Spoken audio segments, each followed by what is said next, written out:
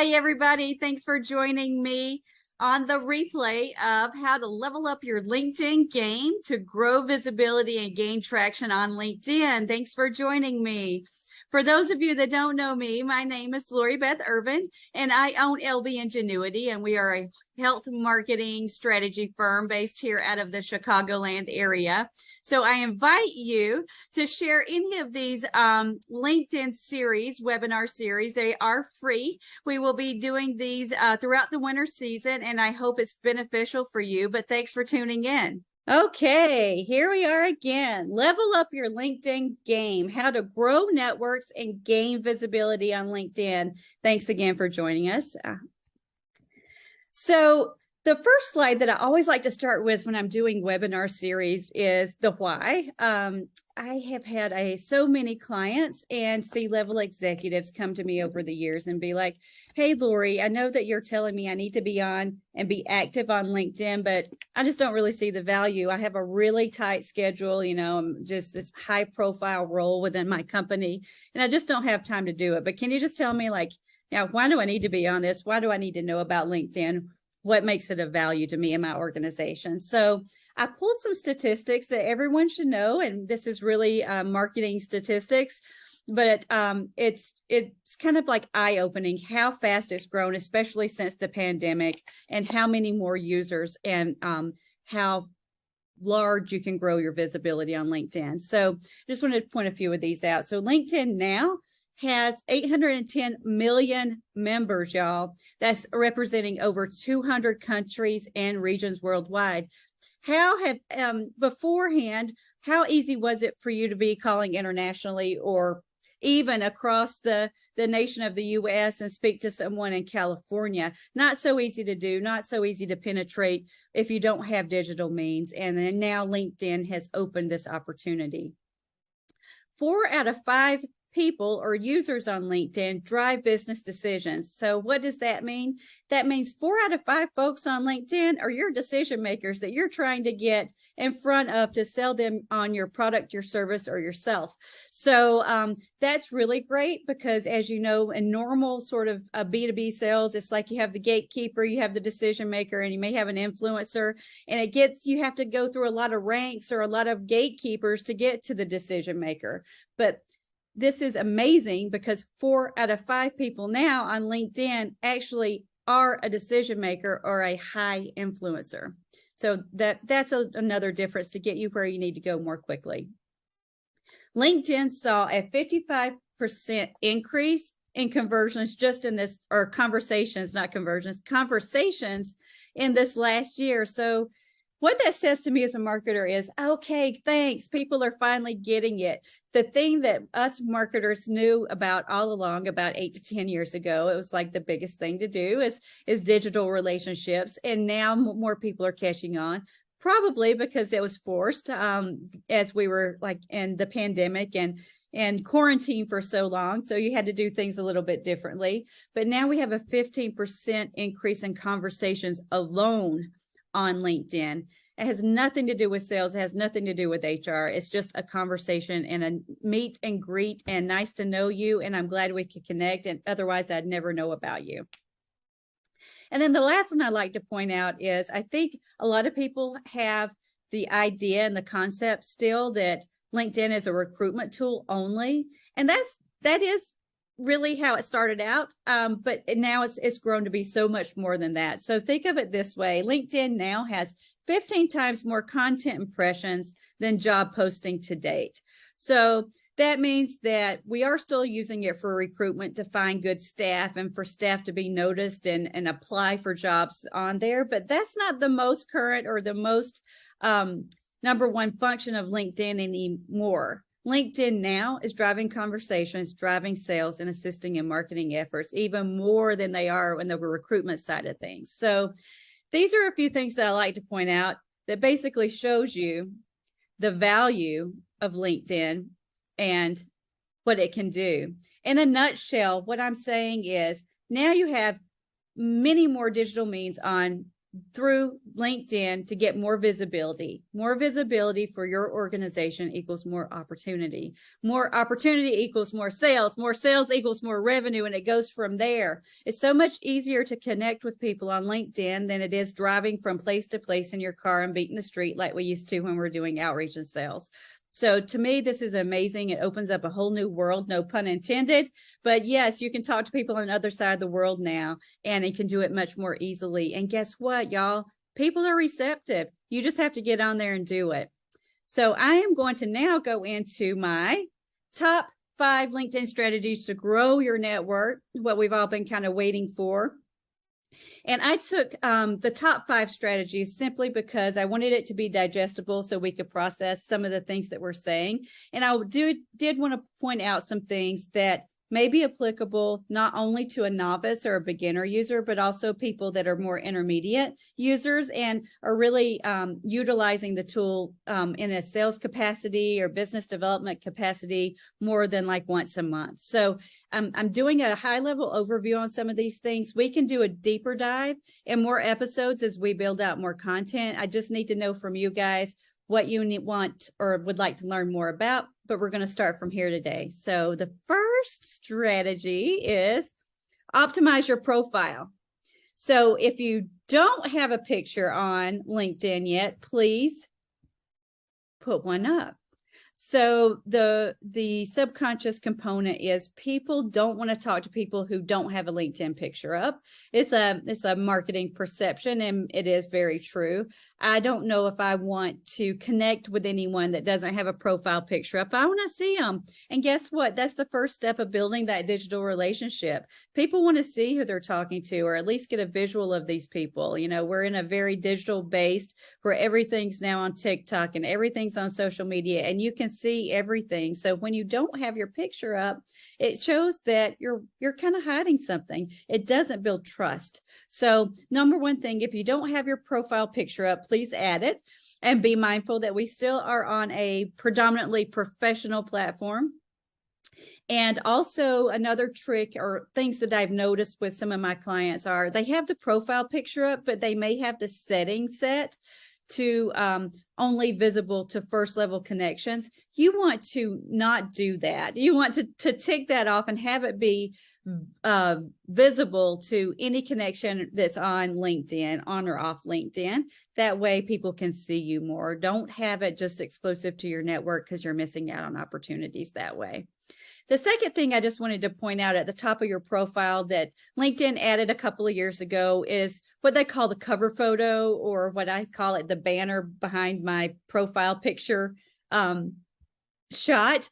And this is a great way to highlight things that are of interest or of value or what makes you unique. So and for my case, I want to start correlating myself with my brand and my company, which is LB Ingenuity. So I put up some of our branding materials usually in the background here. And I do change it up periodically about once a quarter, just to change up the visual aesthetic and so it doesn't get old or stale. If you don't have a company, or if you're working for an organization that you really just want to bolster your own personal brand, that's okay too. Add some things of value or some things that really pop here in the background, or maybe it's something that resonates with a hobby, anything that you can use as a conversation starter when you start connecting with people on LinkedIn. Hey, are you a world traveler? Do you like to go? Did you get to go to Paris and get a picture at the top of the Eiffel Tower, and that was on your bucket list? Those are a lot of things that people resonate with and form those relationships very quickly, and usually can identify with people that have that same kind of commonality. So you can use it and be as creative as you want to with this thing. But what I have noticed is a lot of people leave it blank as well, which again kind of makes it look like a fake profile and a catfish type of profile. So at least put something back there, even if it's not ideal. And remember, you can change it up as frequently as you want. The next 3 things I'm going to show you to optimize your profile, and we could probably do a whole segment of just profile optimization and content. So I'm not going to go into a whole lot of detail, but there are 3 things that I want to point out and so you're aware of.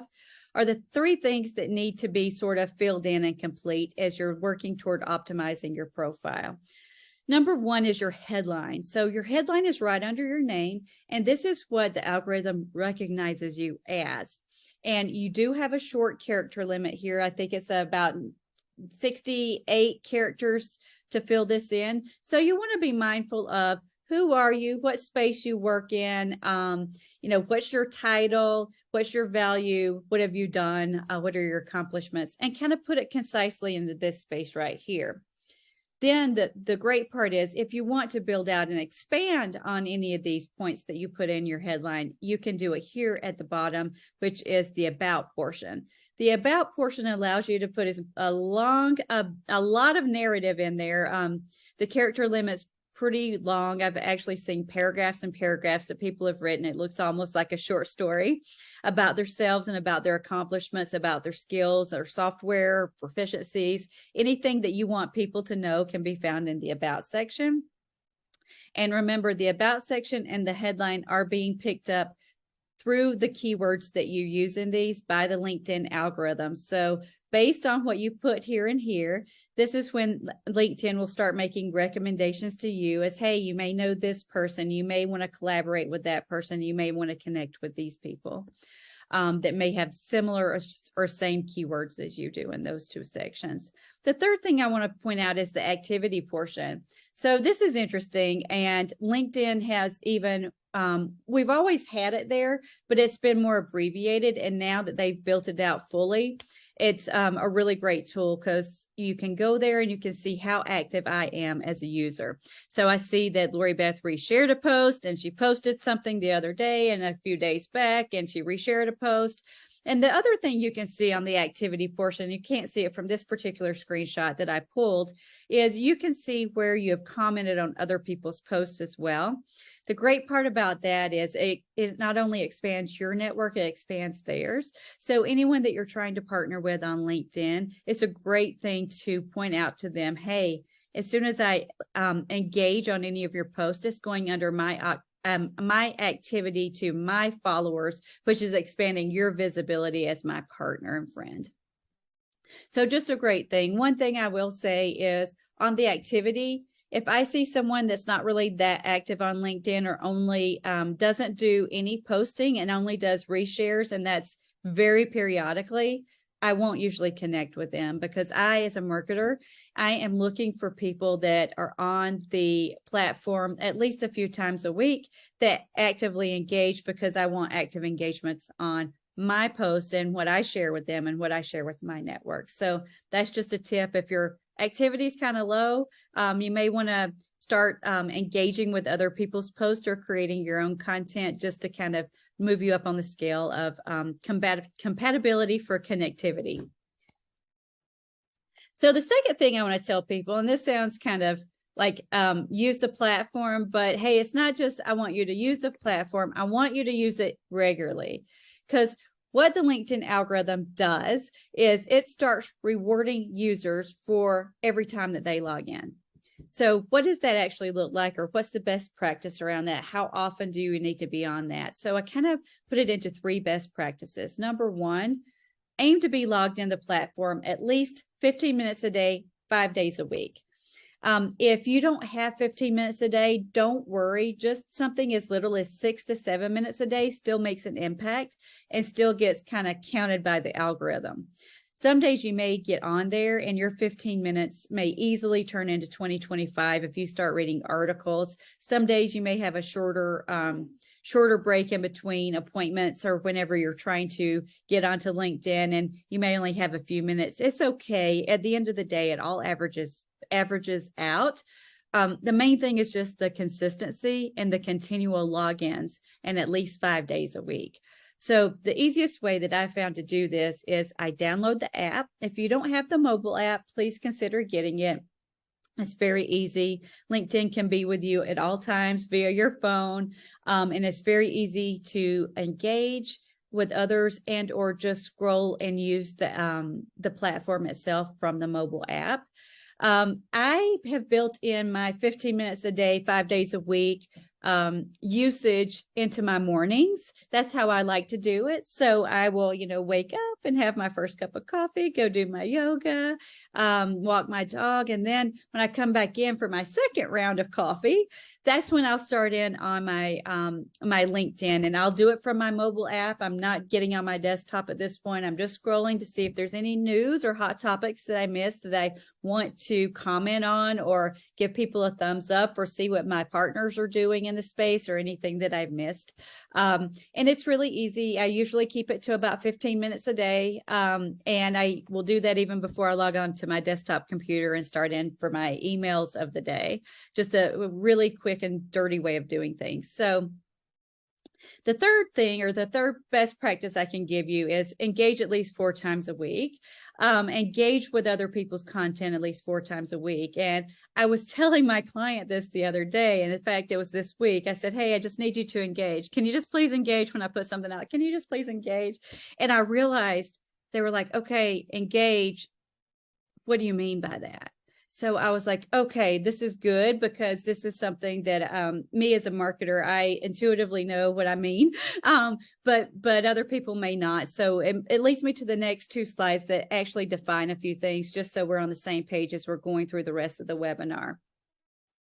So when I say content, anything that is published by you to the platform, or by anyone to the LinkedIn platform. And that's a short post, a long post, a video, an image. There's many different things you can use now on LinkedIn as your content, links, webinars, meetings, events, anything that you're putting out as your content. What do I mean by engage? This is the tricky one. Engage is any action you take in regard to another user's content. In terms of LinkedIn, that's normally a reaction, which is a like, a comment, or a reshare. And now LinkedIn has titled the reshares reposts, and it's given you some other options for resharing some of that content.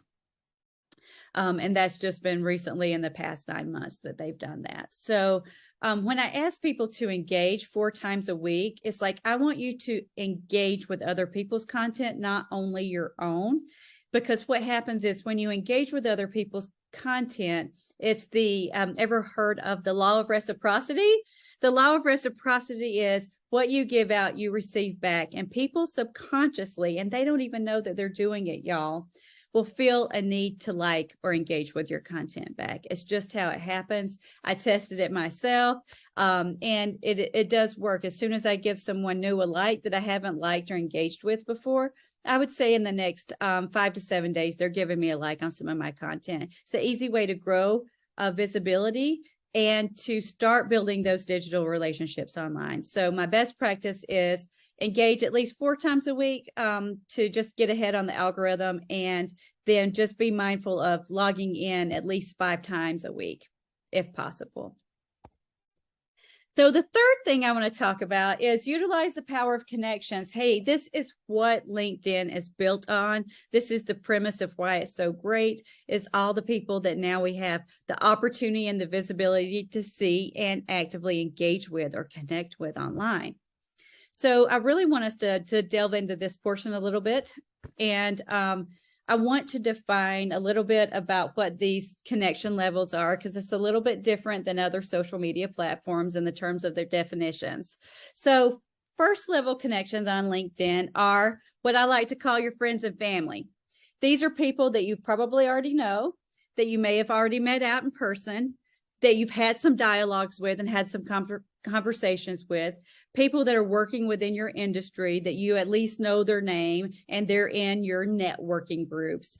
These are your first level connections, and usually people you know and that you've already had a conversation with at some point.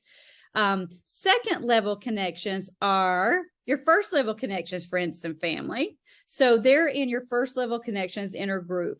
And your whole idea to when you're leveraging and growing your networks on LinkedIn is to actually get those second level people into your first level connections. That's what it's all about. And that's how you start growing and expanding. So the second level connections are usually people still in your industry and space and maybe selling the same type of product or service. A lot of times they're people you may know or may have heard of casually, but didn't know how to go out and try to engage with these people more actively. And they're sort of like the superficial industry people or your superficial network that, is just a little bit beyond reach, or maybe it's even someone that you've tried to reach out to in the past and just kind of got crickets on. They're just like a little bit out of your reach, but not too far out of your reach. And then the third level connections, this is what we would call in the South, they're like my fourth cousin twice removed, that I don't even know they exist. I don't even know they're out there until I'm 42 years old. And then I find out that I have a long lost cousin, that lives in Bismarck, North Dakota, but I'm sure the heck glad I found them and found out about them when I did, because they have the key to unlock some kind of mystery secret from my ancestors or genetic history that I may not want to know about. So when I say that, I'm making light of it a little bit, but when your third level connections are people that you would never even conceive about doing business with. They may not be directly in your industry, but as your networks expand and grow, they may be someone in Norway that has a product that may be applicable to your space at some particular point in time. Maybe not today, maybe not tomorrow, maybe 10 years from now, but otherwise you would never even perceive it. So again, that's the beauty of LinkedIn. Once you get your first and second level connections nurtured, then you expand more opportunity for opportunities that you didn't even know existed, and that you're glad you did know existed when you finally realized that they're out there. And that's worldwide. So I just want to put that out there, because worldwide is something that we've never really had a whole lot of opportunity to pursue through business relations, unless we already had an inner relationship established. Now it makes it much easier via LinkedIn. So this is kind of funny. Who all loves Kevin Bacon as much as I do? Do you guys? I may be dating myself, but do you remember the game, The 6 Degrees of Kevin Bacon? I like it. I played it. The game of LinkedIn is you want to be Kevin Bacon. You only want to be 6 degrees away from someone and be the super connector on LinkedIn.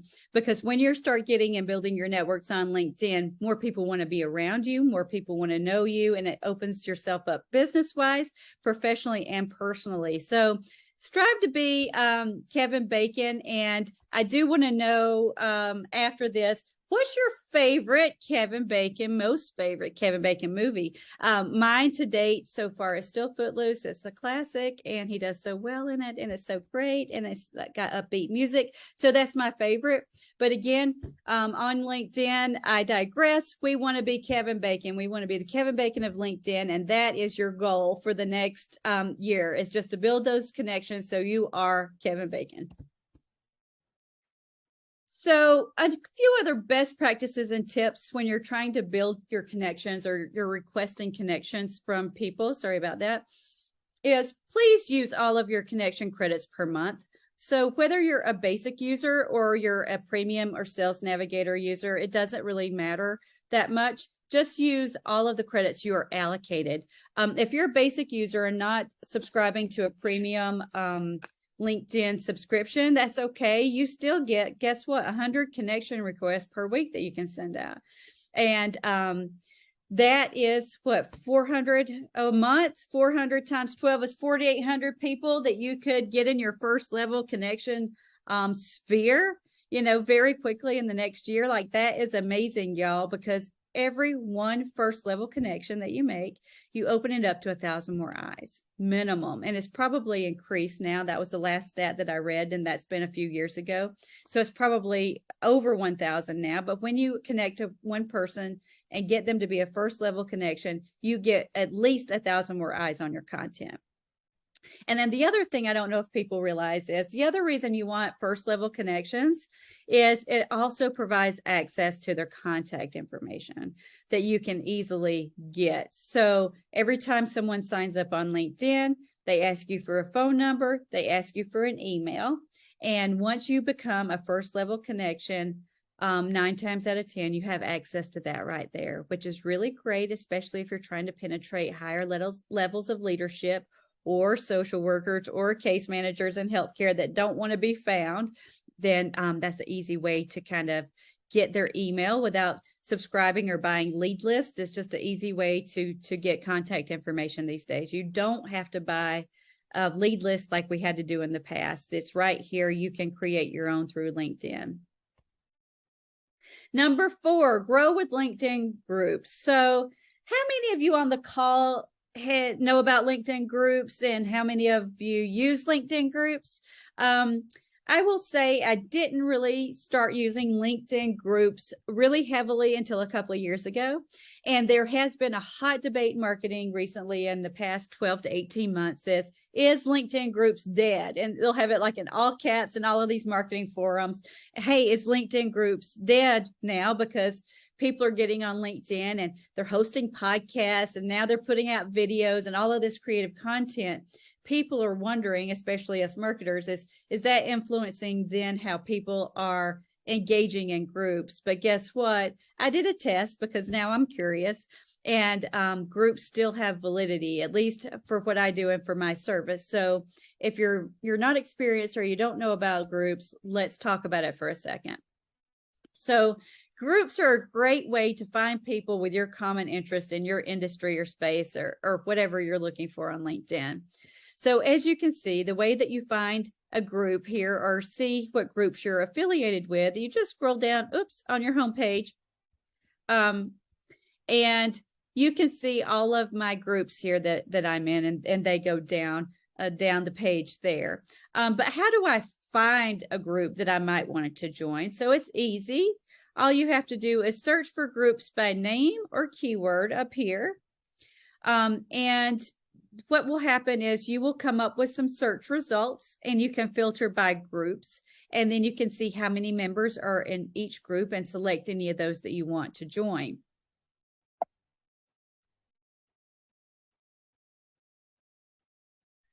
Another way to find LinkedIn groups, in case you didn't know, another easy way is if you're brain dead and you're like, okay, I searched for all these groups, I'm in X, Y, and Z, I'm totally tapped out, I don't know what other groups I need to join. LinkedIn will recommend some for you, and especially if you're increasing your LinkedIn momentum, where you're on the platform more and you're engaging more, then the algorithm picks up what you're interested in, and it can make recommendations for you for groups. So how you get to that is you go to the top of your screen and you click the work tab, and then that pops down, and then you see groups right here, and you click that, and then you will be able to see, scroll down to the bottom, all of the recommendations that LinkedIn has for you to join groups. And it can be something really applicable to your space, and it may be something really large but might be interesting, like a news media outlet like New York Times or New Yorker. So number 5, and I'm going to end this one, is create a diversified content strategy on LinkedIn. This one is really key to making people want to connect with you, and it's something that we sometimes overlook. So what do I mean by that? So when you're creating your own content, whether it's a post, a long post, a short post, a video, a visual, the 2 content pillars that you're trying to explore and get the balance between is what you care about and what you want your networks to know about you and your business or your service, and then what your audience cares about. A lot of times this isn't the same. We want to self-promote and say, oh yeah, I did this, I did that, my service is great, my service is that. That's not necessarily what your audience cares about all the time. So it's really, when you're pushing out content, it's really wise to be mindful of, okay, is this really fair and balanced, so to speak? I know you're not a news media outlet, but is this giving my networks what they care about alongside of what I care about and what I want them to know about me and my business? And it's really finding the sweet spot between those. And when you do, that's when you start getting more connection requests. That's when you start getting more engagement. That's when things actually start getting really fun and really interesting on LinkedIn. So when we're talking about the types of content, going back to that, you can create on LinkedIn. I just kind of made a screenshot for you. Is to create a post, you can just do a all word post. You can embed a link in your post. Hey, visit me at lbingenuity.com, and that's it. Just be the words. You can also add a picture, a video now, This is a document. So a lot used to, I would see a lot of people adding PDFs on there if there was something that they were trying to get out to a certain group. I wouldn't recommend putting a PDF out on your general, just a everyday post, but you can utilize it. We now have recommendations, hosting a meeting or hosting an event, and the polls. You've probably seen those. You can create polls online. Hey, what do you think about this? Do you prefer X, Y, or Z? So those are a lot of different types of content to kind of mix it up and keep it engaging for people and hold people's interest. And then the other thing that I saw just the other day is LinkedIn's even went as far as hosting an audio event. We can do that now directly from our LinkedIn profile. I haven't done it yet, but I will do it before my next episode or next webinar on LinkedIn, and I'll let you know how it worked or if it was successful and my recommendations regarding that. But that was kind of an interesting new new feature that they've recently added on there. So that's it, you guys. These are my top 5 strategies to help grow your LinkedIn networks and gain traction and visibility. Number 1, optimize your profile. Make sure you have those keywords in there that you really want to use to be found. Number 2, use the platform, but use it regularly and consistently. Over time, the LinkedIn algorithm will start picking you up more once it realizes that you are serious about its platform. Number 3, utilize the power of connections. Don't be afraid to get in there and start connecting with folks, and don't be afraid to use all of your connection credits a month. It's really important to get as many as you can. Grow with LinkedIn groups. Check out the groups and see if it helps you in any way. I'd like to hear from you how you're using the groups and if you think it's very beneficial to kind of share more industry specific or product specific posts in those groups with thought leaders like yourself. And 5, create a diversified content strategy, not just what you want people to know about, but what other people want to learn about. Be mindful and try to find the balance between the two. And now, since you stayed on till the very end, I'm adding one extra bonus tip. Wait for it. My bonus tip is leverage hashtags on posts and comments to be seen by even more followers. How many of you guys know about hashtags and use hashtags liberally and frequently in their social media posts? I do, but there is a strategy behind using hashtags because what a lot of us marketing experts will say is it's great to use hashtags. It creates more visibility for what people are following and buzzwords, but you want to be able to use the right hashtag and the right application on the right platform. What do I mean by that? Well, just so you know, it's a lot of math and a lot of algorithms that are used to combine to actually figure out a total holistic hashtag strategy. But just be mindful what you use for a hashtag on Facebook is not necessarily going to be the same words or same hashtags you should use on LinkedIn, because what happens there's a difference in how many followers follow that hashtag per platform. So remember, LinkedIn is more heavily business-based. You're going to get more business-oriented hashtags and more leverage from those than you would on a Facebook post that may not care about hashtag patient acquisition. If I want to use that on mine, like not as many people are on Facebook to actually think about growing their practice or growing their business. You're going to find more of those people on LinkedIn. So it's just be mindful of which hashtags you're using, the quantity of hashtags, the strategy behind the hashtags, and feel free to, use it and let me know if you start incorporating more hashtags into your post, how it's working for you, if there's any pain points. And I'd love to do another segment on that in the next free up and coming webinar. So thank you guys for joining me. Again, my name is Lori Beth Irvin, and I am with LB Ingenuity. If you have any comments, recommendations for future content, please give me a shout out. Feel free to send me an email at loribeth@lbingenuity.com.